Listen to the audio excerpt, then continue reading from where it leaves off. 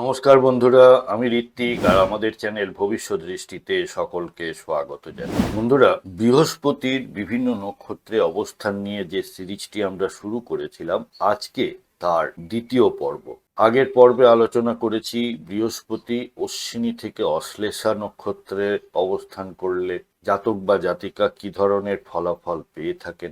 এই পর্বে আলোচনা করব মঘা থেকে জ্যেষ্ঠা এই 9টি নক্ষত্রের মধ্যে বৃহস্পতির অবস্থানের ফলাফল নিয়ে।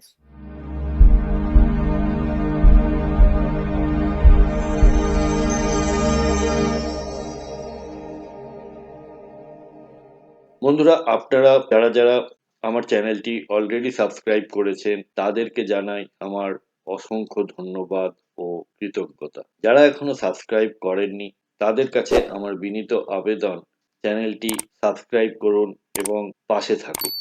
প্রথম নক্ষত্র কেতুর নক্ষত্র মঘা।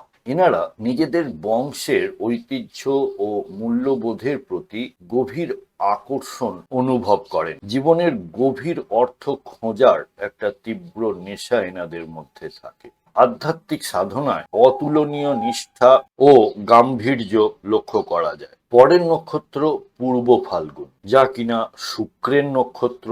এখানে বৃহস্পতির অবস্থান জ্ঞান ও সুখের অপূর্ব সমন্বয় তৈরি করে। শিক্ষা ও ধর্ম প্রচারে অত্যন্ত সৃজনশীল হয়ে থাকেন এনারা। সামাজিক মেলামেশায় পরিশীলিত এবং মার্জিত ভাব লক্ষ্য করা যায়। মানুষের সাথে ইতিবাচক সম্পর্কের মাধ্যমেই এনাদের সৌভাগ্যের বিকাশ হয়ে থাকে। পরের নক্ষত্র উত্তর ফাল্গুন, রবির নক্ষত্র, এবং এখানে বৃহস্পতির অবস্থান করলে প্রখর নৈতিকতা ও দায়িত্ববোধের অধিকারী হয়ে থাকেন জাতক বা জাতিকা। সামাজিক ক্ষেত্রে দ্রুত শ্রদ্ধা অর্জন করেন। সত্য ও ন্যায়ের পথে অটল থাকাই জীবনের মূল মন্ত্র হয় এনাদের। এর পরের নক্ষত্র হলো হস্তা, যা কিনা চন্দ্রের নক্ষত্র।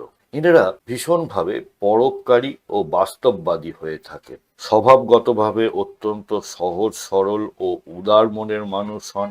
অর্জিত জ্ঞানকে হাতের কাজের মাধ্যমে বাস্তব জীবনে প্রয়োগ করে থাকেন। সবার সাথে সহজে মিশে গিয়ে অন্যের উপকার করতে ভালোবাসেন। পরের নক্ষত্র চিত্রা, যা কিনা মঙ্গলের নক্ষত্র।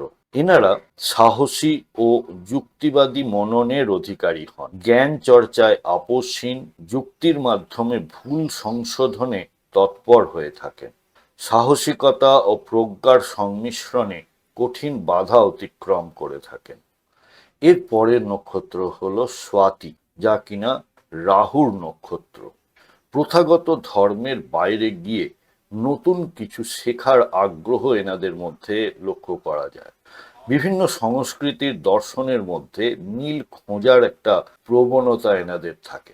আকস্মিক ও বড় পরিবর্তনের মাধ্যমে ভাগ্যের উজ্জ্বলতা তৈরি হয় এনাদের জীবনে। পরের নক্ষত্র বিশাখা, যা বৃহস্পতির নিজের নক্ষত্র। এনারা অত্যন্ত উচ্চতর জ্ঞান সম্পন্ন হয়ে থাকে। একটি বড় লক্ষ্যকে কেন্দ্র করে জীবন গড়া এবং অসামান্য সাফল্য অর্জন করে থাকেন। ন্যায় পরায়ণতাই চরিত্রের প্রধান বৈশিষ্ট্য ও অলংকার।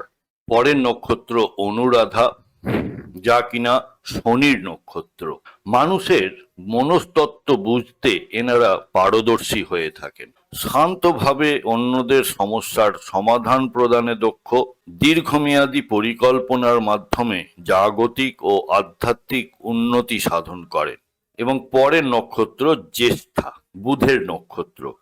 যে কোনো জটিল বিষয়ের গভীরে গিয়ে সত্য উদ্ঘাটনে আগ্রহী হয়ে থাকেন এনারা। কথার ভঙ্গিতে অসাধারণ গাম্ভীর্য ও পাণ্ডিত্য লক্ষ্য করা যায়। চমৎকার গবেষক বা দার্শনিক হওয়ার সম্ভাবনা এনাদের মধ্যে লক্ষ্য করা যায়। বৃহস্পতির শিক্ষার 3টি মূল সূত্র রয়েছে। নক্ষত্রের অধিপতি গ্রহ বৃহস্পতির প্রজ্ঞাকে একটি নির্দিষ্ট রূপ দেয়। যেমন আবেগের প্রভাব লক্ষ্য করা যায় শুক্র ও চন্দ্রের নক্ষত্রে। শক্তির প্রভাব লক্ষ্য করা যায় সূর্য, মঙ্গল এবং বৃহস্পতির নক্ষত্রে। আর গভীরতার প্রভাব লক্ষ্য করা যায় কেতু, রাহু, শনি ও বুধের নক্ষত্রে। বন্ধুরা, আমাদের এই ডিসকাশনে কোনো পার্টিকুলার চার্ট ধরে বা গ্রহের অবস্থান ধরে কিন্তু কোনো কথা বলা হচ্ছে না। আপনার কোনো হাউসে যদি সমস্যায় থাকে বা জীবনে কোনো ধরনের সমস্যার সম্মুখীন হন, তাহলে আপনারা ভবিষ্যৎ দৃষ্টির সাথে যোগাযোগ করতে পারেন এবং আমাদের কাছ থেকে আপনারা কনসালটেশন নিতে পারেন। আপনাদের ন্যাটাল চার্ট বা গ্রহগত অবস্থান জন্মকালীন, তার সাথে দশা অন্তর্দশা এবং আগামী দিনের যে ট্রানজিট এবং তার প্রভাব, এই সব মিলিয়ে আপনারা একটি রেজাল্ট বা সলিউশন আমাদের থেকে পেতে পারেন। কন্ট্যাক্ট নাম্বার এবং ওয়েবসাইট এবং চেম্বারের অ্যাড্রেস সবই দেওয়া হলো, আপনারা সময় মতো যোগাযোগ করতে পারেন। এর পরের পর্বে আমরা জানব যে মূলা থেকে রেবতী নক্ষত্রের মধ্যে বৃহস্পতি অবস্থান করলে জাতক বা জাতিকা কি ধরনের ফলাফল লাভ করে থাকেন। বন্ধুরা, যদি ভিডিওটা আপনাদের ভালো লেগে থাকে তাহলে অবশ্যই লাইক, কমেন্ট, শেয়ার করবেন। সাবস্ক্রাইব না করে থাকলে আবারও আবেদন করছি, সাবস্ক্রাইব করুন। সাথে থাকার জন্য অনেক ধন্যবাদ।